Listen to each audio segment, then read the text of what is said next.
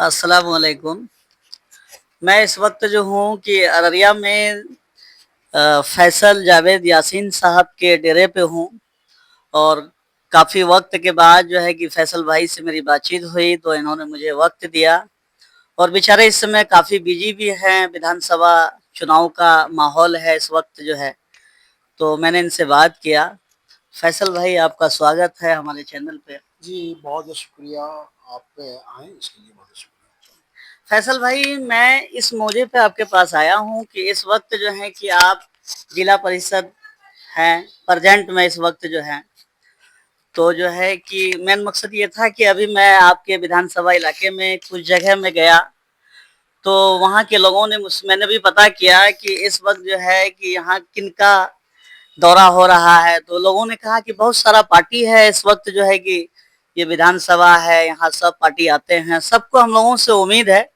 तो मैंने कुछ पार्टी से पूछा, आपके क्षेत्र में जनता से पूछा कि आप लोग का क्या इरादा है? तो उन्होंने ये कहा है कि फैसल फैसल जावेद यासीन जो हैं, वो जिस भी पार्टी से आएँगे, हम लोग उनके साथ हैं और बहुत अच्छे नेता भी हैं। मुझे नेता चाहिए, मुझे काम करने वाला लोगों की मुझे ज़रूरत है, जो हमारे हर दुःख में, सुख में हमेशा वो लोग साथ रहते हैं। तो फैसल भाई आप बताइए आपकी जनता आपसे क्या माँग रही है?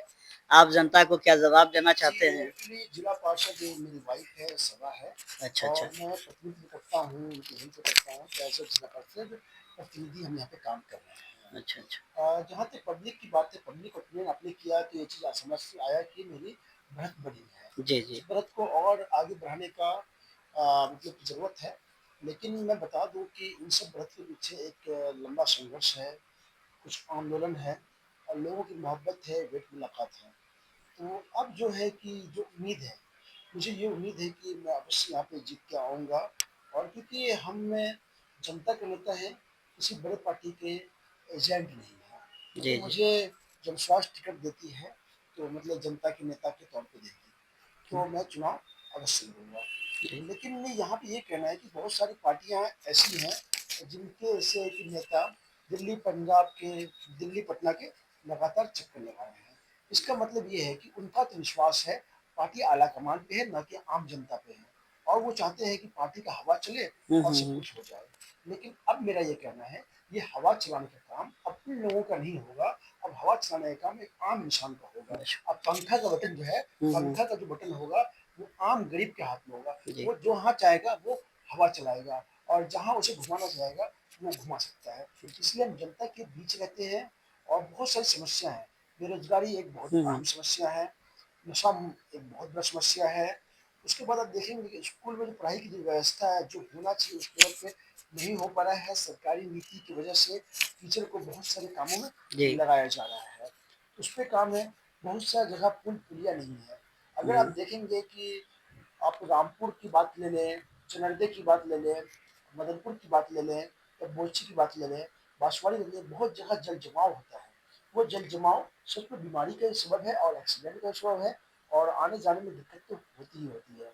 वैसे भी क्योंकि यहाँ के विधायक जो हैं वो पार्टी पे विश्वास करते हैं, आम जनता का विकास करना नहीं है उनको और जो भी इस लाइन में है वो भी पार्टी पे विश्वास करके आने की कोशिश कर रहे हैं। तो ऐसे में ज़ाहिर-सी बात है पब्लिक इनको नकारेगी और जनता के बीच का जो नेता होगा उसको एक्सेप्ट करेगी और यही रीज़न है कि मेरा शुरुआती नहीं बन रहा है। जी, फैसल भाई, लेकिन आप जो हैं, आपकी जो जनता है इधर के इलाके में, आपके विधानसभा में, तो मैं जो गया, तो मैंने जो उन लोगों से आपके बारे में कुछ जानकारी लिया, रूबरू हुआ कि भाई कौन नेता कैसा है। आपकी जो जनता है आपकी विधानसभा की, वो जनता आपसे बहुत उम्मीद रखती है। उन्होंने ये कहा है कि नेता अगर हो, तो वो फैसल जावेद यासीन जैसा हो, उनके अंदर बोलने की क्षमता, लोगों से बात करने का, मिलने का, आप मदद के लिए एनी टाइम खड़े रहते हैं। रात हो, दिन हो, जैसे कि अभी मैंने कुछ वक़्त अभी आपके साथ बिताया है, तो मैंने देखा जिस पार्टी का अभी आप चुनाव के लिए टिकट लेना चाह रहे हैं, तो मैंने देखा कि उस पार्टी के कुछ लोग लखनऊ, दिल्ली वगैरह से भी आए हुए थे, पटना की भी कुछ टीम थी, मैं भी उनके साथ में था। तो मैंने देखा उन पार्टी के जो कार्यकर्ता लोग जो उनके पार्टी में हैं, वो लोग जो थे, तो काफ़ी मेहनती, चौकन्ने, समझदार लोग लगे।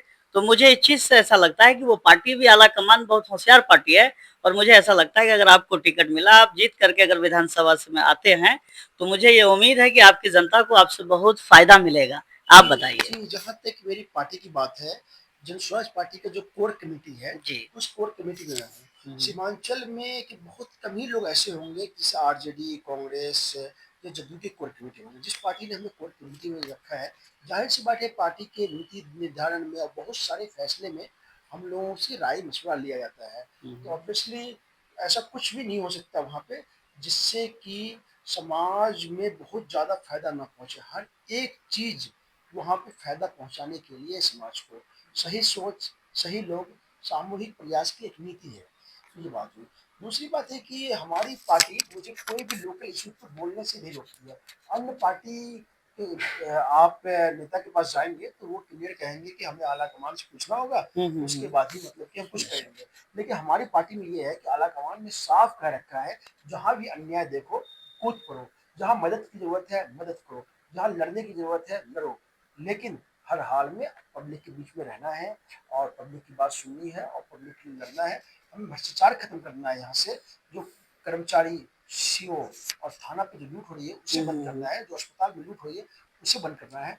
कुल मिला के ये है कि इस बार अररिया में जनता का नेता मिलने वाला है, ना कि पार्टी का एजेंट मिलने वाला है। और मैं एक खास तौर पे आम लोगों से कहना चाह रहा हूँ कि आपको सोचना होगा, आपको किसी बड़े पार्टी का एजेंट चाहिए या आम जनता का नेता चाहिए। तो मैं आपके मुद्दे बिल्कुल खड़ा उतरूँगा।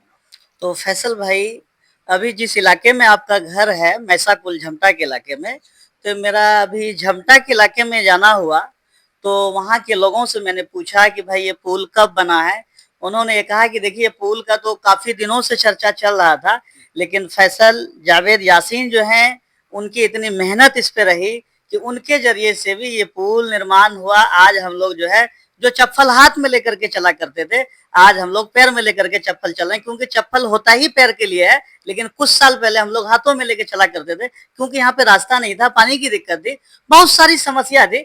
लेकिन हम लोग जो है कि बधाई देते हैं, हम लोग शुक्रिया अदा करते हैं फैसल जावेद यासीन साहब की, उनकी काफी मेहनत रही और उन लोगों ने कहा कि उनका घर भी बगल में है, काश हमारी परेशानी उनको भी मालूम है। तो फैसल भाई आप बताइए, क्या क्या आपके विधानसभा में? जी, झमटा पुल का क्रेडिट अकेला लेना बहुत ही गलत होगा। हम्म। ज़ाहिर-सी बात है हमने उनके लिए आंदोलन किया, हाँ आवाज़ बिल्कुल। उठाए, लेकिन इससे पहले हैदर यासीन साहब थे, उन्होंने काफ़ी आवाज़ उठाया। जो हम्म। मौजूदा सांसद थे उस टाइम में, उनसे जाके उन्होंने वहाँ पे निरीक्षण भी कराया। साथ में वहाँ के जो नौजवान लोग थे, जो हम्म। सोशल मीडिया के ज़रिया और बहुत तरीके से आंदोलन के ज़रिया उसमें हेल्प की। हाँ, ये बात अलग है कि वहाँ पे हम लीड कर रहे थे, हम्म। लेकिन हर एक चीज़ का क्रेडिट एक इंसान को दे देना बिल्कुल ही सही नहीं होगा। हम्म। झमटा पंचायत के मैसाकोल गाँव के, मेटन गाँव के या अब जमुना बहुत को सारा पकड़ गांव के आता है उधर और बगल जो में। भी गाँव है, वहाँ के लोगों ने जो सामूहिक प्रयास किया, उसका वो नतीजा है। और हाँ, इसका क्रेडिट वहाँ के गाँव वाले मुझे देते हैं, तो जी। इसका हम बहुत-बहुत शुक्र अदा करते हैं, लेकिन क्रेडिट ये गाँव वाले को जाता है। अच्छा फैसल भाई, हम लोग ये देखते रहते हैं, जैसे अपना अररिया सदर हॉस्पिटल है हुँ, और यहाँ पे कोई भी मामला अगर किसी के साथ हुआ, एक्सीडेंट का मामला हुआ या किसी तरीके का मुद्दा होता है, तो अक्सर हम लोग आपकी वीडियो देखते हैं, सदर हॉस्पिटल में आप आवाज उठाते हैं, चाहे वो पोस्टमार्टम को लेकर को हो या एक्सीडेंट का मामला हो या दवाई किसी को टाइम टेबल नहीं मिल रहा हो या सिटी स्कैन का कोई मामला हो, तो आप जरूर वहां पर होते हैं। हम लोग ये देखते हैं, आप भले ही आपके विधानसभा के कुछ लोग नहीं है हमारे इलाके में, लेकिन वो ये कहते हैं कि इनके जैसा नेता अगर हमारे इलाके में भी आ जाए, तो हमारा विधानसभा, हमारा वार्ड, हमारा पंचायत बदल सकता है। असल में ये सब कुछ आम आदमी के मोहब्बत के नतीजे में होता है। जी। ज़ाहिर-सी बात है कि वो हमें फ़ोन कर देते हैं क्योंकि उनको लगता है कि मुझसे उम्मीद है, तो मैं वहाँ पहले पहुँच जाता हूँ, लोगों का काम करा देता हूँ। जी। इसमें जो क्रेडिट मुझे मिलना चाहिए, मुझसे कहीं ज़्यादा तो जो हमसे उम्मीद करते हैं। जब लोगों का उम्मीद होता है, जुड़ाव होता है, तो हमारी हिम्मत बढ़ती है, जी। उनका दर्द हम एहसास करते हैं। जी। तो आपको पता है कि सदर अस्पताल में इलाज कराने के लिए एक आदमी जाता है, एक इंसान जाता है, लेकिन वहाँ पहुँचते ही वहाँ के जो स्टाफ है, उसे जानवर समझ लेते हैं और जानवर की तरह ट्रीट करते हैं। इसी वजह से कई बार मेरा गुस्सा उमड़ जाता है और मुझे जो करना होता है हम करते हैं। तो इसका नतीजा है कि वहाँ पे बहुत कुछ सुधार हुआ। हमने आंदोलन किया, उस आंदोलन के बाद वहाँ पे सीटी स्कैन लगा, जी। एक्स-रे जी। लगा, ब्लड बैंक लगा, अब तो अल्ट्रासाउंड भी लग गया। जी। तो अब मैं ये कहना चाह रहा हूँ कि आवाज़ उठाने से क्योंकि मेरा विश्वास किसी बड़े पार्टी के, किसी पुराने पार्टी के टिकट पे ना होकर आम लोगों के मोहब्बत पे है। इसलिए आम लोगों का मोहब्बत हासिल करने के लिए हम हर कुछ करते हैं। तो फैसल भाई, इस वक्त जो है कि आप जनस्वराज पार्टी से जो आ रहे हैं, अपने बहुत सारे इलाके में, आपके विधानसभा इलाके में भी गांव समाज में जो लोग रहते हैं उनको जनस्वराज पार्टी के बारे में मालूम नहीं है, लेकिन आप उस पार्टी से जो आ रहे हैं, तो आपका इलाके में क्या मेहनत चल रहा है? पार्टी को जागरूक जाहिर करना सी होगा। बात है कि सबसे पहले तो मैं लोगों से सवाल करता हूँ, आपको जनता का नेता चाहिए या पार्टी का एजेंट? ऑब्वियसली वो कहते हैं जनता का नेता।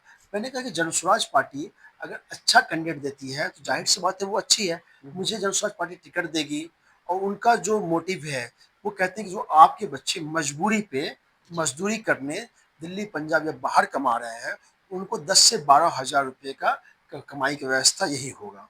जी। और आपके बच्चे अगर सरकारी स्कूल में पढ़ाना चाहते हैं तो बहुत अच्छी बात है। अगर आप पढ़ाना नहीं चाहते हैं तो आपके बच्चे के लिए सरकार 1 हज़ार रुपया देगी। आप प्राइवेट में पढ़ाना चाहें प्राइवेट में पढ़ाइए। अच्छा। दूसरी बात है 2 हज़ार रुपया महिलाओं को, बुजुर्ग महिलाओं को, मतलब बुजुर्ग महिलाओं को और पुरुष को, विकलांग को, विधवा को, मतलब जो भी है तो उनको हम लोग देने का काम करेंगे, वरिष्ठ नागरिक को देने का काम करेंगे।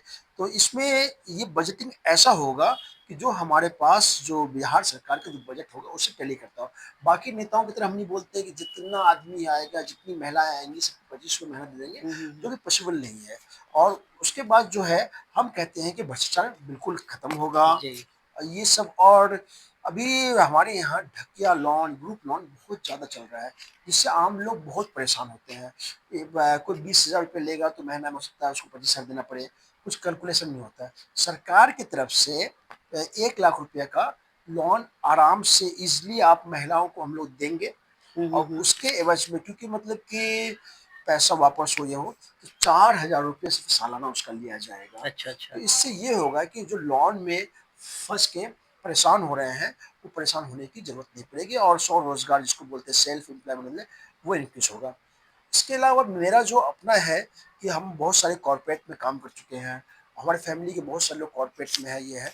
तो अररिया में एक ऐसा माहौल बनाया जाएगा कि जो फैक्ट्रीज हैं वो बाहर से यहाँ पे आए, जो आईटी सेक्टर यहाँ आए, उसके लिए हम लोग काम कर रहे हैं। तो फैसल भाई, आपका कहना यह है कि आपकी जनस्वराज की सरकार अगर बिहार में आती है, आप विधानसभा जीत करके आते हैं, तो आपका ये कहना है कि महिलाओं को जो अपने समाज में जो ग्रुप लोन चल रहा है 20 हज़ार 30 हज़ार का, लोग लेकर के परेशान हैं, ले तो लेते हैं लेकिन भरने में बहुत सारी समस्या हो रही है।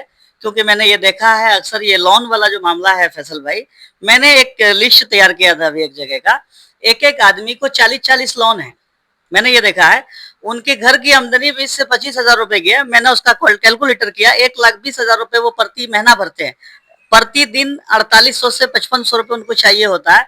तो फैसल भाई, अगर आपकी सरकार ये आती है तो आप प्रति महिलाओं को जो है कि आपकी सरकार जनस्वराज से बन के आती है, मेरी सरकार आने के बाद जी आम लोगों को, आम महिलाओं को ये ग्रुप लोन लोन के जाल में, जी, मकर जाल में फंसने की जरूरत नहीं तो आप पड़ेगी। इनको जो हम है, उन्हें मतलब कि उनको जब भी जरूरत होगी बहुत सिंपल सा फॉर्म होगा, वो अच्छा, सिंपल सा फॉर्म भर के, कोई भी हो उसमें कोई ये नहीं होगा, आप सिंपल सा फॉर्म करके कोई महिला है जमा करे, उनको मतलब कि देन एंड देयर 1 लाख रुपया का लोन 1 लाख हो रुपए का जाएगा, लोन आपकी सरकार की तरफ से तुरंत दे मिलेगा। देगी। और उसके बाद साल सिर्फ 4%, साल का चल रहा है, 1 लाख का उनको साल में सिर्फ 4 हज़ार ही लिया जाएगा, उससे ज्यादा हम नहीं लेंगे। मतलब आपकी वो भी सिंपल सरकार, इंटरेस्ट होगा। आपकी आपकी जो सरकार है फैसल भाई, 1 लाख रुपए अगर देगी तो प्रति साल वो 4 हज़ार रुपए लेगी। चार कब हजार तक रुपये लेगी है? लेगी।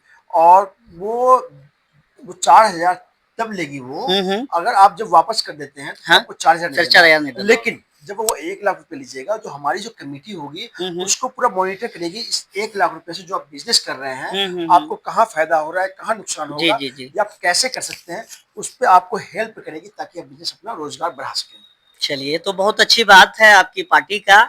चलिए, बहुत अच्छी बात है, लेकिन वीडियो देखने वाले से मैं कहूंगा, जितने भी लोग देख रहे हैं, जितने लोग इस लोन के मामले में, ग्रुप लोन में, समाजी लोन में जो फंसे हुए हैं, ये वीडियो को देखिए, इससे समझने की बात है और हमारे फैसल भाई की मदद करने की बात है।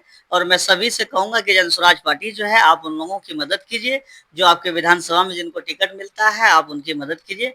तो फैसल भाई आज तक के लिए इतना ही कहेंगे, बाकी इंशाल्लाह अगली वीडियो में फिर मिलेंगे। तो जो है कि जब फरसान किशोर जी आएंगे तो इंशाल्लाह वहां पर भी हम वीडियो फरसान जी के सामने लेंगे, उनसे भी कुछ कहलवाना चाहेंगे। बहुत बहुत शुक्रिया मोहित भाई, जी जी, और आप आए, आपने टाइम दिया, इसके लिए बहुत चलिए शुक्रिया। आपने बहुत कीमती वक्त दिया, शुक्रिया जनाब, फिर मिलेंगे इंशाल्लाह। इंशाल्लाह ठीक है।